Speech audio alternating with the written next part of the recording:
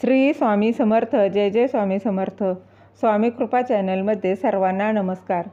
श्री गजानन महाराज प्रगट दिनाची तारीख आणि तिथी जाणून घेऊया.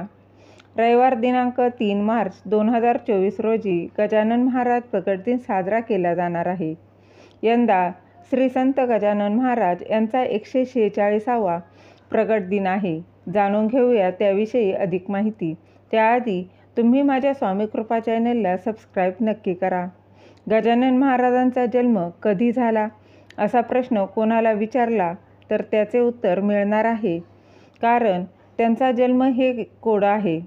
गजानन महाराज हे एक भारतीय हिंदू गुरु होते, जे महाराष्ट्रातील बुलढाणा जिल्ह्यातील शेगाव या गावात प्रगट झाले अशी मान्यता आहे.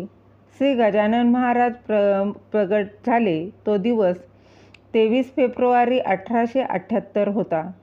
त्यांच्या प्रगट दिनाची तारीख एक शुभ दिवस मानली जाते आणि म्हणून हा दिवस प्रगट दिन म्हणून साजरा केला जातो. प्रगट दिनाच्या दिवशी श्री गजानन महाराजांच्या मंदिरातून पालखी काढली जाते आणि त्यांच्या पादुकांचे पूजन केले जाते.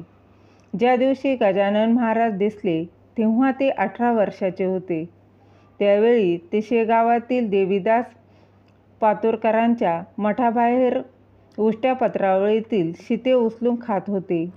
श्री गजानन महाराज प्रगट दिन दरवर्षी माघ कृष्ण पक्ष सप्तमी तिथीला किंवा माघ महिन्यातील चंद्राच्या अस्त होण्याच्या अवस्थेत 7व्या दिवशी साजरा केला जातो.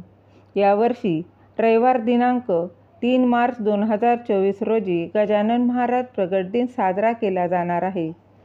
त्याचबरोबर यंदा श्री संत गजानन महाराज यांचा 146वा प्रगट दिन आहे. प्रगट दिनाच्या दिवशी शेगावमध्ये हजारो लोक प्रार्थना करण्यासाठी आणि आशीर्वाद घेण्यासाठी येतात.